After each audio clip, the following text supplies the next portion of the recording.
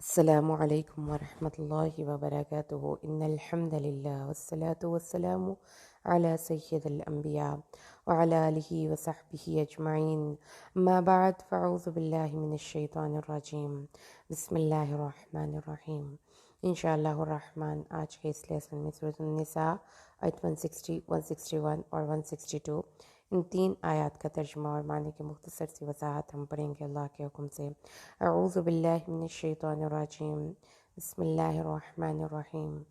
فَبِظُلْمٍ، تو ظلم کے سبب، من الذین، ان لوگوں سے جو، ہادو، یہودی ہوئے، حرمنا، ہم نے حرام کر دیا، علیہم، ان پر، طیبات، پاک چیزیں، وأحلت، جو حلال کی گئی تھی، لہم، ان کے لیے، وبصدہم، اور روکنے کی وجہ سے، عن سبیل اللہ، اللہ کے راستے سے، کثیرہ، بہت،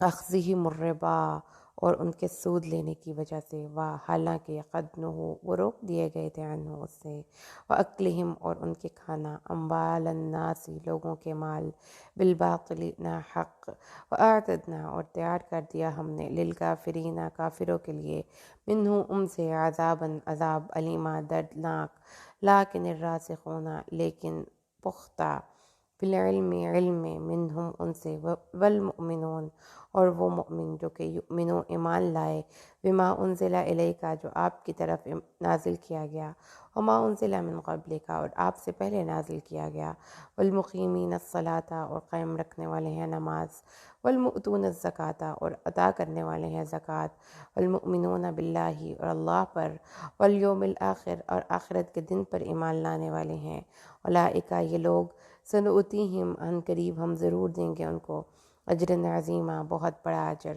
اعوذ باللہ من الشیطان الرجیم، بسم اللہ الرحمن الرحیم۔ فَبِظُلْمٍ مِّنَ الَّذِينَ هَادُوا حَرَّمْنَا عَلَيْهِمْ طَيِّبَاتٍ أُحِلَّتْ لَهُمْ وَبِصَدِّهِمْ عَن سَبِيلِ اللَّهِ كَثِيرًا وَأَخْذِهِمُ الرِّبَا وَقَدْ نُهُوا عَنْهُ وَأَكْلِهِمْ أَمْوَالَ النَّاسِ بِالْبَاطِلِ وَأَعْتَدْنَا لِلْكَافِرِينَ مِنْهُمْ عَذَابًا أَلِيمًا لكن الراسخون في العلم منهم والمؤمنون يؤمنون بما أنزل إليك وما أنزل من قبلك والمقيمين الصلاة والمؤتون الزكاة والمؤمنون بالله واليوم الآخر أولئك سنؤتيهم أجرا عظيما۔ تو بسبب ان کے یہودی بن جانے والوں کی ظالمانہ روش کے، ہم نے ان پر وہ پاک چیزیں حرام کر دی جو اصلاً ان کے لیے حلال تھیں، اور بسبب اس کے کہ بکثرت اللہ کے راستے سے خود بھی روکتے ہیں اور دوسروں کو بھی روکتے ہیں، اور ان کے بسبب ان کے سود کھانے کے، جبکہ انہیں منع کیا گیا تھا، اور بسبب اس کے کہ وہ لوگوں کا مال ناحق ہڑپ کرتے ہیں، ان میں جو کافر ہیں ان کے لیے ہم نے بہت دردناک عذاب تیار کر رکھا ہے۔ البتہ جو لوگ ان میں پختہ علم والے ہیں اور اہل ایمان ہیں، وہ ایمان رکھتے ہیں اس کتاب پر جو آپ پر نازل کی گئی، اور اس شریعت پر، اور ان شریعتوں پر بھی جو آپ سے پہلے نازل کی گئیں، اور وہ نماز قائم کرنے والے ہیں اور زکوٰۃ ادا کرنے والے ہیں، اور اللہ اور یوم آخرت پر ایمان رکھنے والے ہیں، یہ وہ لوگ ہیں جن کو ہم ضرور اجر عظیم عطا کریں گے۔ آیات مقدسہ اپنے کانٹیکسٹ میں پڑھیے۔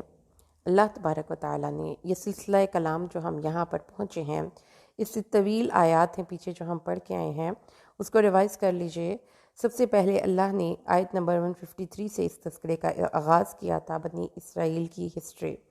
سوال پوچھتے ہیں آپ سے اے نبی، یہ کہ ان پر آسمان سے ایک کتاب اتاری جائے، تو انہوں نے موسیٰ سے تو اس سے بھی بڑا مطالبہ کیا تھا، اور انہوں نے کہا تھا کہ اللہ کو ظاہر دکھاؤ، تو ان کو ان کے ظلم کے سبب کڑک نے آ لیا، پھر انہوں نے بچڑے کو معبود بنا لیا، اس کے بعد کہ ان کے پاس واضح نشانیاں آ گئیں، ہم نے ان کے اس گناہ سے بھی درگزر کیا، اور ہم نے موسیٰ کو ان پر غلبہ نصیب کیا۔ یعنی اس آیت کریمہ میں اللہ نے اہل کتاب کی ایک ایسی روش کا ذکر کیا جس میں ان کا شرک بھی آ جاتا ہے، اس میں ان کی حجت بازی بھی آ جاتی ہے، اور ساتھ ہی ساتھ ان کے ایک ایسا ایٹیٹیوڈ جس میں وہ اپنے نبی کو زج کرنے کے لیے الٹے سیدھے مطالبے کرتے ہیں۔ آیت 154 میں پھر اللہ نے ان ایک وعدے کا ذکر کیا جو اللہ نے ان کے سروں پر طور پہاڑ کو معلق کر کے لیا تھا، اور پھر اللہ تعالیٰ نے ان سے وعدہ لیا تھا کہ جب اس شہر میں داخل ہوگے فاتحانہ انداز میں داخل نہیں ہونا بلکہ جھکتے ہوئے داخل ہونا ہے، اور تمہاری زبان پر حتۃ کا لفظ ہونا چاہیے۔ اور پھر اللہ نے انہیں کہا تھا کہ ہفتے کے دن کے بارے میں تجاوز نہیں کرنا، یعنی ہفتے کے دن مچھلیاں نہیں پکڑنی، ہفتے کے دن کوئی کام نہیں کرنا۔ تو بنی اسرائیل کی ان تمام وعدوں کا نتیجہ کیا نکلا کہ انہوں نے اللہ کے اس وعدے کو توڑ ڈالا اور نبیوں کو ناحق قتل کیا، اور یہ کہنے لگے کہ ہمارے دل تو غلاف میں ہیں، اور اللہ نے ان کے دلوں پر مہر لگا دی تھی، اس لیے ان کو کوئی چیز سمجھ میں نہیں آتی تھی اور وہ تھوڑے ہی ایمان لائیں گے۔ اور پھر اس کے بعد وہ حضرت مریم سلام اللہ علیہا پر بہتان عظیم کے جرم کے بھی مرتکب ہوئے، جبکہ اللہ نے اپنی اس پاک باز بندی کی برات پیش کی اور بتایا کہ وہ ایسی خاتون نہیں تھی۔ پھر انہوں نے ایک اور جرم کا ارتکاب کیا کہ انہوں نے یہ ڈینگ ماری اور یہ بوسٹ اپ کیا اپنے آپ کو کہ ہم نے عیسیٰ ابن مریم کو بھی قتل کر دیا ہے، اور اس میں وہ اس بات کو اپنی اچیومنٹ کے طور پر پیش کرتے تھے۔ اللہ نے فرمایا انہوں نے ایسا کچھ بھی نہیں کیا، نہ عیسیٰ ابن مریم کو انہوں نے مارا، نہ قتل کیا، نہ سولی چڑھائی۔ ہاں ان کو اس کا شبہ ضرور ہو گیا، ان کو لگا کہ شاید ہم نے ایسا کر دیا ہے۔ تو یہ تمام باتیں آپ پیچھے پڑھ کے آئے ہیں۔ نمبر 1، اہل کتاب کی بری عادت کیوں بار بار پڑھا رہا ہے اللہ، کیوں ضروری ہے جاننا؟ اس لیے کہ ہمیں پتہ چل جائے کہ ایسی کون سی بری عادتیں ہیں جو قوموں کے زوال کا باعث بنتی ہیں۔ بے جا حجت بازی، نان سیریس ایٹیٹیوڈ، وہ شرک کا ارتکاب کرنا، اپنے وعدوں کو توڑ ڈالنا، اپنے ناجائز کاموں کو بھی جسٹیفائی کرنا اور اس پہ خوش ہونا اور اترانا۔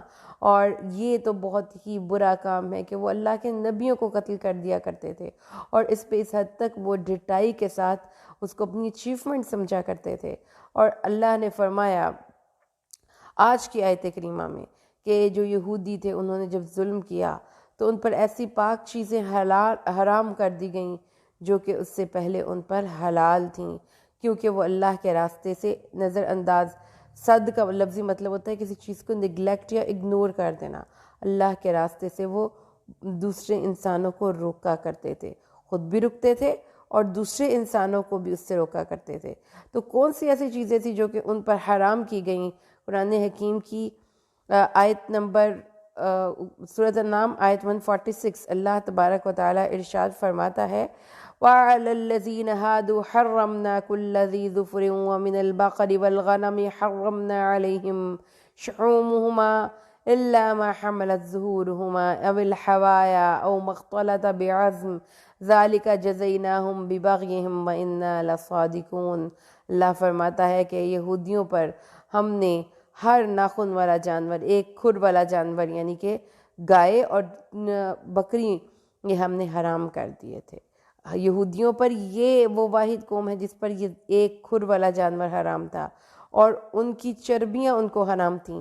وہ چربیاں صرف حلال تھیں جو کہ ان کے گوشت میں لگی ہوتی ہیں، انتڑیوں سے ملی ہوتی ہیں۔ وہ چربی کا استعمال نہیں کر سکتے تھے۔ ہڈیوں، انتڑیوں اور پیٹھ سے لگی ہوئی چربی کے علاوہ چربی ان پر حرام تھی۔ تو ان پر یہ اس لیے تھا کہ انہوں نے سرکشی کی، اور ہم سرکشی کا ایسا ہی بدلہ دینے والے ہیں۔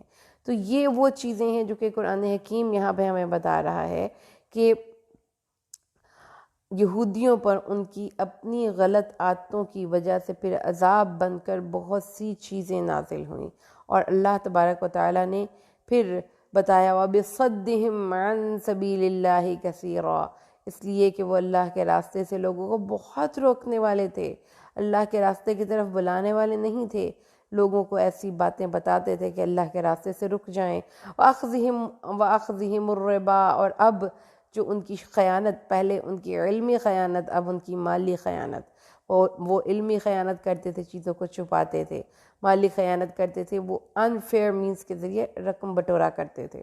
لوگوں کے مال سے ناجائز تصرف کرنا اور لوگوں کو لوٹنے کی جس بندے کی مینٹالٹی ہوتی ہے، وہ اس بات کا کلیئر کٹ انڈیکیشن ہے کہ اللہ تبارک و تعالیٰ کو ایسا بندہ نہیں پسند، اور اس پر اللہ کا عذاب مسلط ہے کہ جس کی سوچ میں یہ چیز بیٹھ ہی نہیں پا رہی کہ اعلیٰ اخلاقی قدر ہے۔